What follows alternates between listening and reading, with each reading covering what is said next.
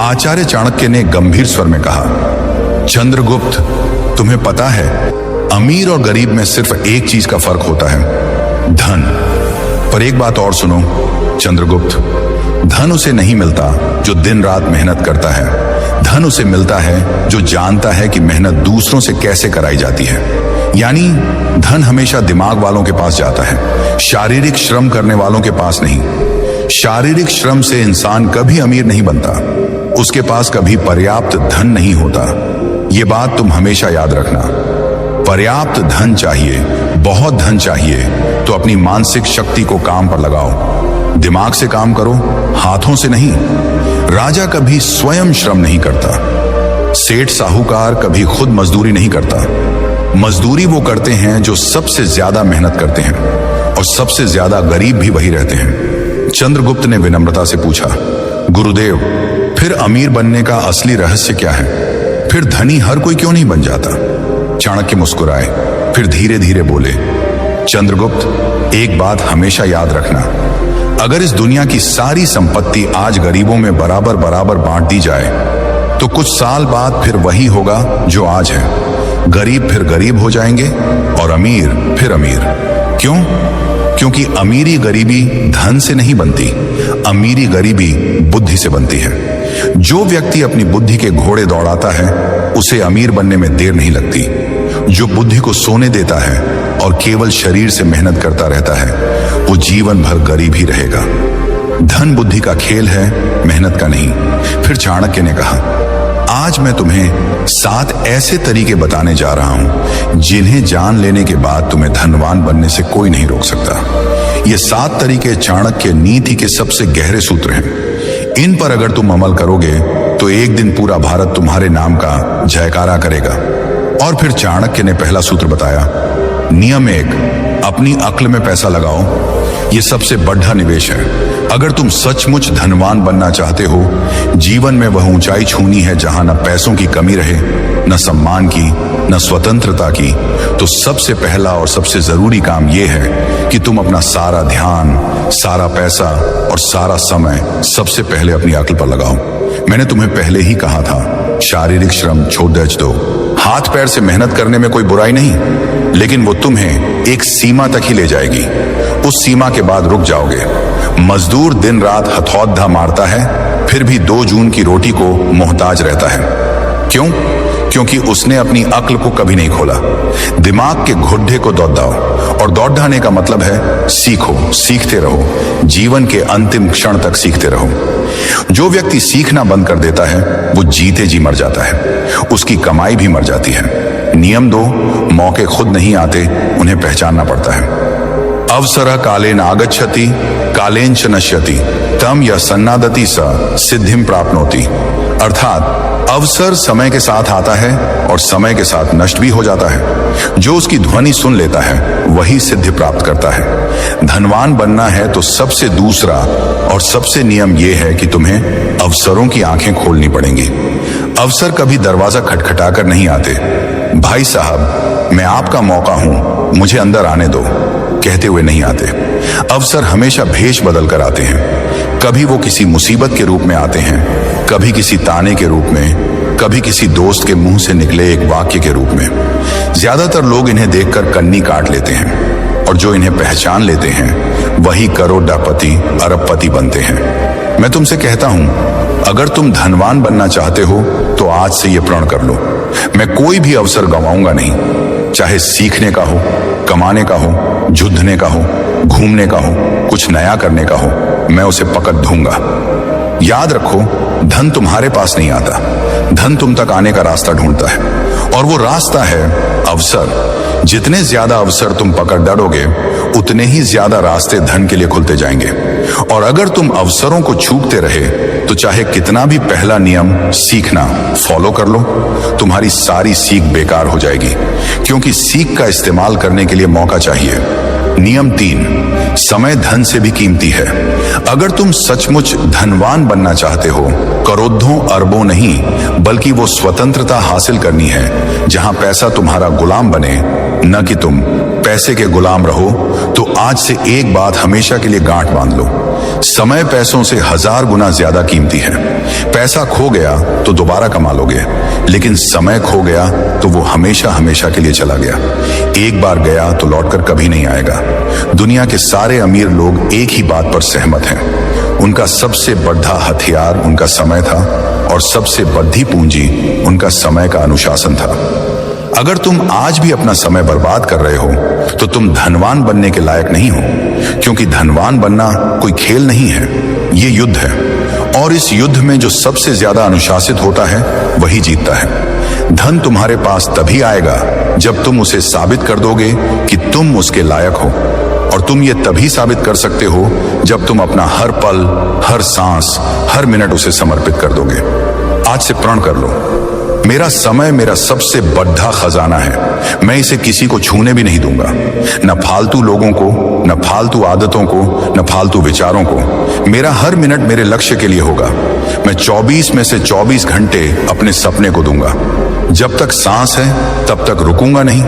इसी एक नियम को जीवन में उतार लोगे तो 7 में से बाकी नियम अपने आप तुम्हारे जीवन में आने लगेंगे, क्योंकि जिसने समय पर कब्जा कर लिया उसने धन पर, जीवन पर, भाग्य पर कब्जा कर लिया। नियम 4, धन आने से पहले खुद को तैयार करो। धन कमाना कठिन नहीं है, सच में कठिन है धन को अपने पास रोकना। तुमने देखा होगा, लॉटरी लगी, 2-4 साल में कंगाल, सैलरी बढ़ी, 1 साल में फिर वही पुराना रोना, बिजनेस चला, 2 साल में फिर कर्ज में डूब गए। क्यों? क्योंकि धन आने से पहले उन्होंने खुद को तैयार नहीं किया था। वे बर्तन थे पर छलनी थे। पानी डालो सारा नीचे। माँ लक्ष्मी बहुत चतुर हैं। वे वहां नहीं ठहरती जहां संयम नहीं, जहां नियंत्रण नहीं, जहां आदतें गंदी हैं। धन एक नदी है, अगर तुमने बांध नहीं बनाया तो वह बह जाएगी। और बांध बनता है तुम्हारे अंदर, तुम्हारी आदतों में, तुम्हारे चरित्र में। इसलिए आज का नियम सबसे कठोर और सबसे जरूरी है। धन आने से पहले खुद को तैयार करो। अगर तुम आज गरीब हो पर संयम सीख लोगे तो कल अमीर बनकर भी राजा बने रहोगे। और अगर आज अमीर हो पर संयम नहीं सीखा तो कल कंगाल बनकर रोओगे। धन आता है तो तुम्हारी असली परीक्षा शुरू होती है।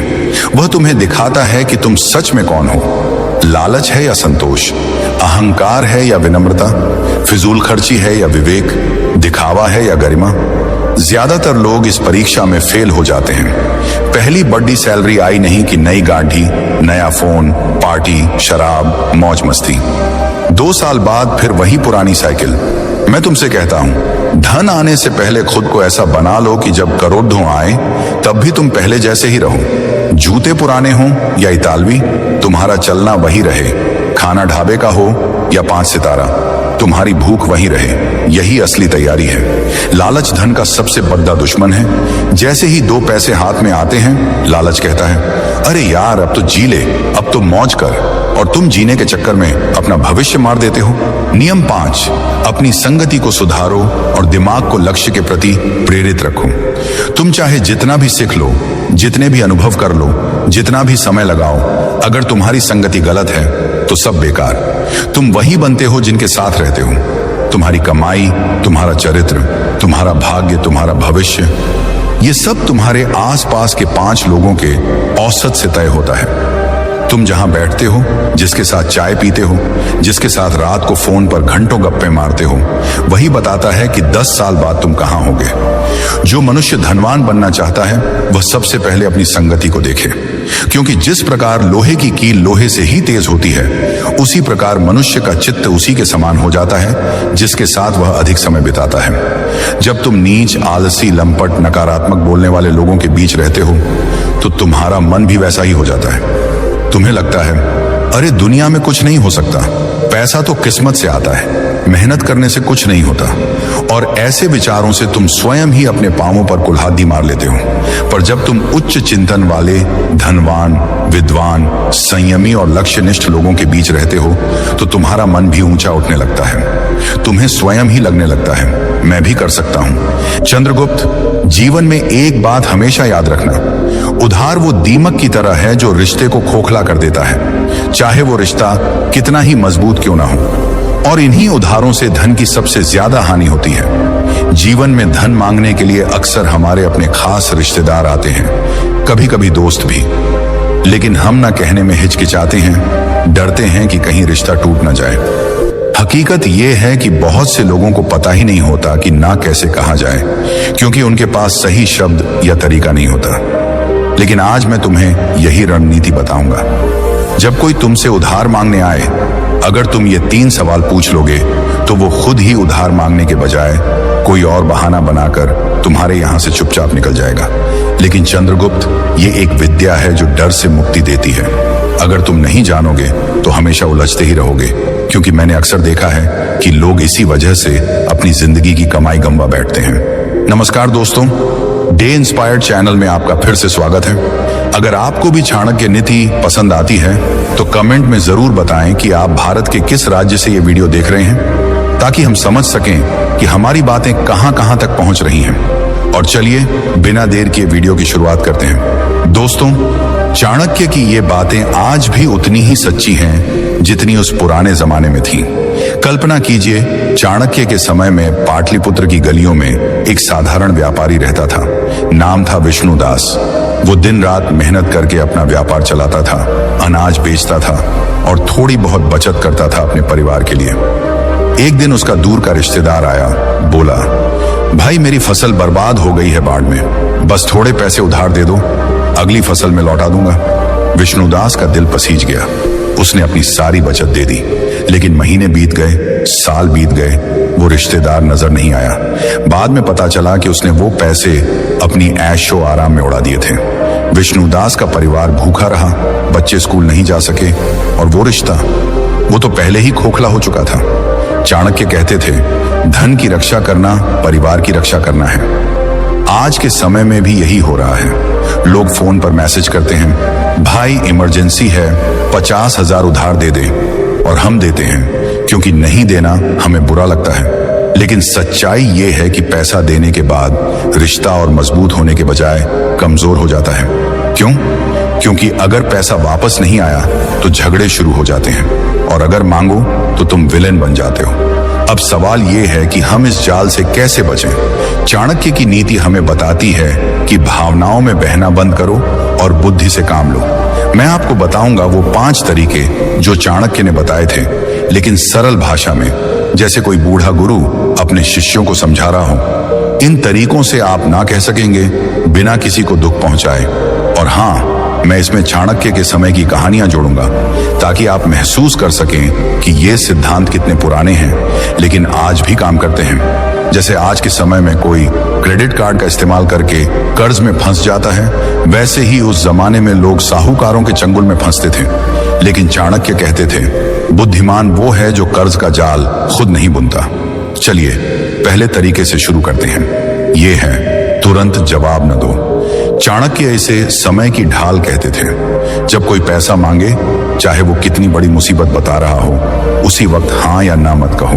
बस मुस्कुराकर कहो, भाई मैं तुम्हारी परेशानी समझता हूँ, लेकिन मेरा पैसा अलग अलग जगहों पर लगा हुआ है। मुझे अपने हिसाब किताब देखने दो, घर वालों से बात कर लूं, कल तक बता देता हूँ। ये 24 घंटे आपको सोचने का मौका देते हैं और सामने वाले की नीयत भी परख लेते हैं। चाणक्य के समय में एक राजकुमार था जो हमेशा जल्दबाजी में फैसले लेता था। एक बार एक जासूस उसके पास आया, बोला, महाराज मुझे तुरंत सोने की मुद्राएं चाहिए, दुश्मन की जासूसी के लिए। राजकुमार ने उसी वक्त दे दी। बाद में पता चला वो जासूस दुश्मन का था। चाणक्य ने राजकुमार को डांटा, समय लो, सोचो, तब फैसला करो। आज के समय में भी अगर कोई ट्रांसफर करने को कहे तो कहो, बैंक बंद है आज, कल देखते हैं। आप देखेंगे अगर जरूरत झूठी है तो वो इंतजार नहीं करेगा, किसी और के पास चला जाएगा। लेकिन अगर सच्ची है तो इंतजार करेगा। ये तरीका आपको आसान शिकार होने से बचाता है। मैंने खुद देखा है, मेरे एक दोस्त ने ऐसा किया। उसका चचेरा भाई आया, 20,000 मांगे। दोस्त ने समय मांगा। अगले दिन भाई खुद बोला, रहने दे, किसी और से ले लिया। बाद में पता चला वो पैसे पार्टी में उड़ाने थे। ऐसे छोटे छोटे अनुभव हमें सिखाते हैं कि धैर्य कितना बड़ा हथियार है। अब दूसरा तरीका, सवाल पूछो लेकिन तरीके से।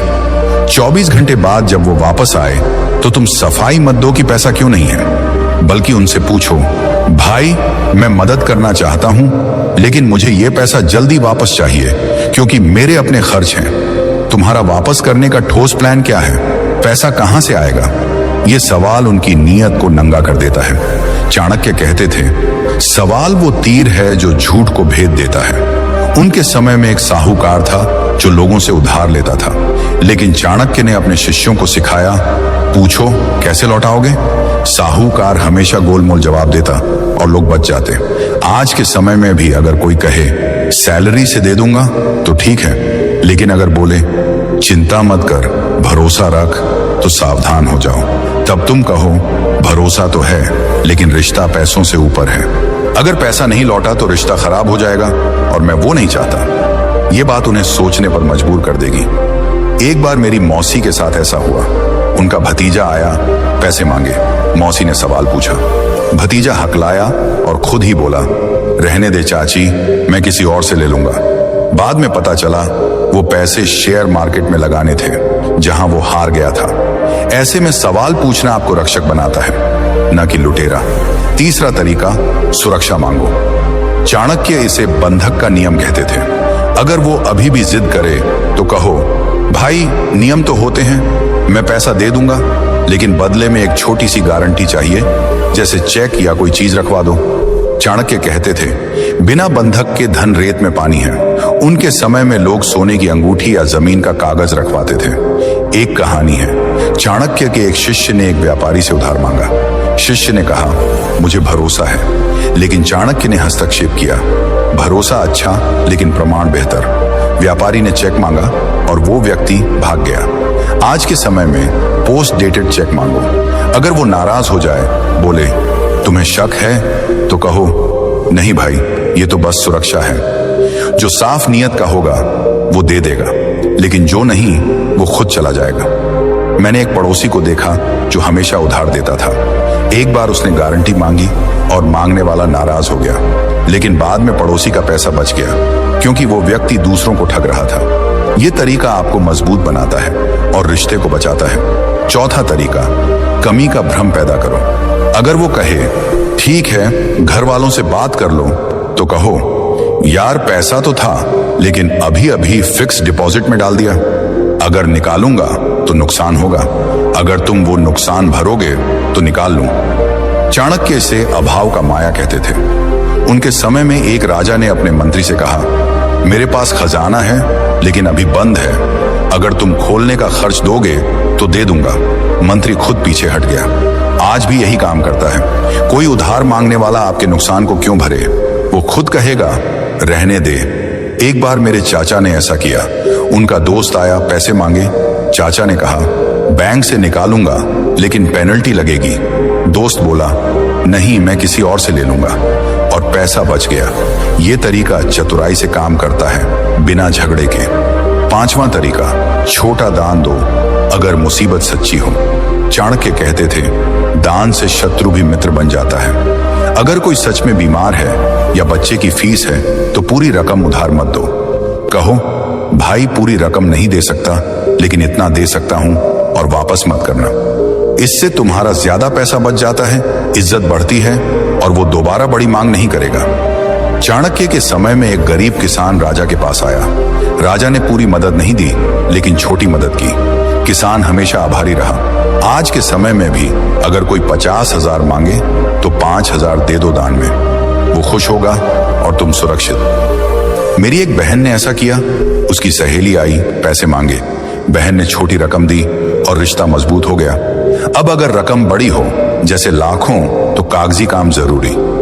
चाणक्य कहते थे, लेखन बिना व्यवहार विवाद का बीज है। एग्रीमेंट बनाओ, चेक लो। जो साफ होगा वो मान जाएगा, जो नहीं वो भागेगा। अंत में चाणक्य की सीख, रिश्ते की कीमत समझो। अगर पैसा न देने से रिश्ता टूटे तो वो रिश्ता था ही नहीं। स्वयं की रक्षा करो। आज से नियमों को अपनाओ। समय लो, सवाल पूछो, गारंटी मांगो, कमी दिखाओ, दान दो। ना कहना आत्मसम्मान है।